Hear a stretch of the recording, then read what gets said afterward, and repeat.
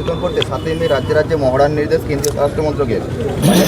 Air red, siren, blackout হলে কী করণীয়? দেখুন, যদি যুদ্ধ বাধে, আমরা চীনের যুদ্ধ লড়েছি, অনেকবার পাকিস্তানের যুদ্ধ লড়েছি, ওরা আক্রমণ করেছে আমাদেরকে, আমরা প্রস্তুতি ছাড়া ঝাঁপিয়ে হেরেছি, সেনার মনোবল ডাউন হয়ে গেছে। যদিও জিতেছিলাম আমাদের তৎকালীন নেতৃত্বের ভুলে, তাদের অকারণ উদারতার জন্য আমাদেরকে হারতে হয়েছে, হার স্বীকার করতে আমাদের জমি চলে গেছে, সেদিন পাল্টে গেছে।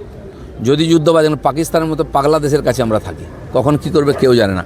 সেখানে প্রধানমন্ত্রী চালান না, রাষ্ট্রপতি চালান না, সেনা চালায় না, আইএসআই চালায়, কেউ জানে না, ভগবান আল্লাহ চালায় কিনা তাও জানি না। তো সেই জন্য আমাদের প্রস্তুতি থাকা উচিত। যেটা হচ্ছে যুদ্ধ আবেগে কী হবে সে তো সরকার, রাষ্ট্রপতি তারা ঠিক করবেন।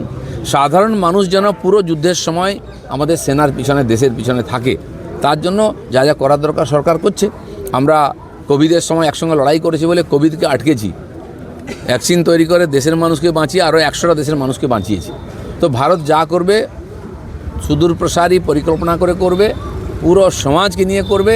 আজ ভারতের প্রত্যেকটি মানুষ তৈরি আছে পাকিস্তানের বিরুদ্ধে লড়ার জন্য।